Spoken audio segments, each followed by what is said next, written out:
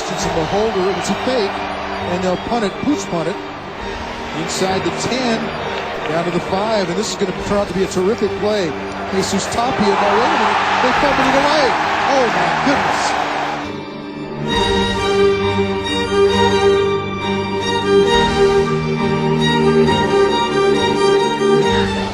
To tie the game.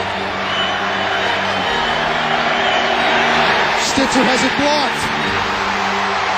The specialty team for the second week in a row, and it wasn't Stitzer's fault. Another poor snapper exchange. It's blocked. And Oregon's got the ball. Matt Toena, number 45, with the recovery. And that's what we were saying. It's got to go past the line of scrimmage. Now it's got to be touched. There, Fresno State touches it. Ball's still loose. Green jerseys come up with it.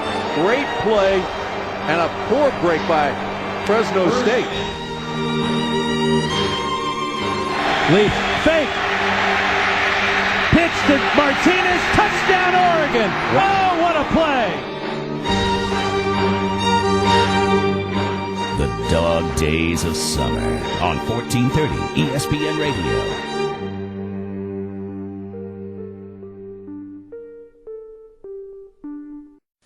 Dominance on special teams has been a staple of Fresno State under Pat Hill and John Baxter.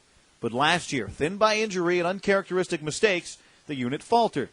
And now for Baxter, the task to return the unit to its glory has long been underway. The only discussions involving Bulldog special teams are those discussions of the future. But think back before 2006, dating back to 1997. Not even the vaunted Hokies of Virginia Tech have blocked more kicks than the Fresno State Bulldogs. That statistic alone would indicate that the unit's performance last season was an anomaly, as though Murphy himself were hovering, and anything that could go wrong seemingly did. But to return to their dominant form, the Bulldogs will keep doing what earned Baxter's unit such special team acclaim.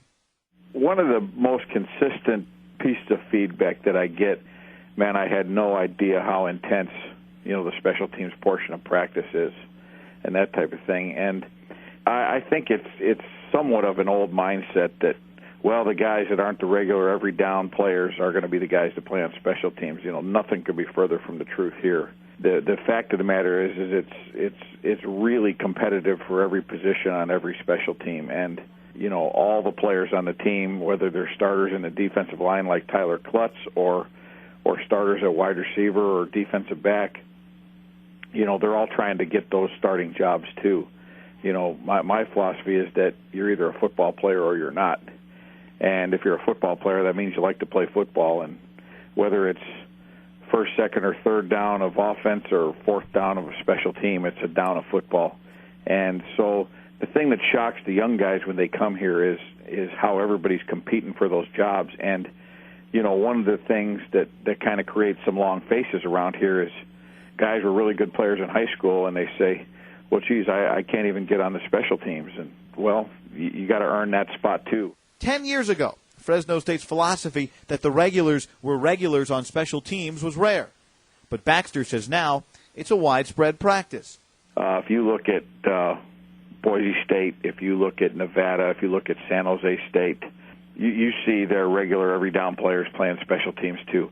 It's in good programs, it's pretty much the way to go. At this point, with Baxter not having seen the players for months, it remains unclear who those regulars will be. The kickoff team will be manufactured as we go through training camp. The reason is I could tell you something right now, but all those things could change next week.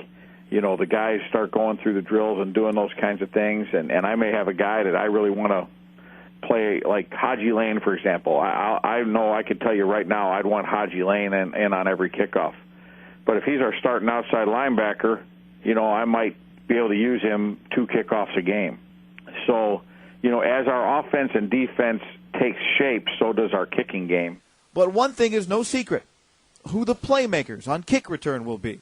With Clifton Smith healthy, Chasten West a year experienced, and Marlon Moore picking them up and putting them down, Baxter knows who's going to have the ball in their hands. I see, Clifton being a weapon. I see Chasten West being a weapon. I see Marlon Moore being a weapon. for sure those three guys, will all have a role. And for Clifton Smith, at his now fully healthy knee, it's just catch the ball and run. With Coach Baxter's scheme, all you really do is you got to catch the ball and go, because everybody's going to do their job and everybody's going to be in the right place at the right time.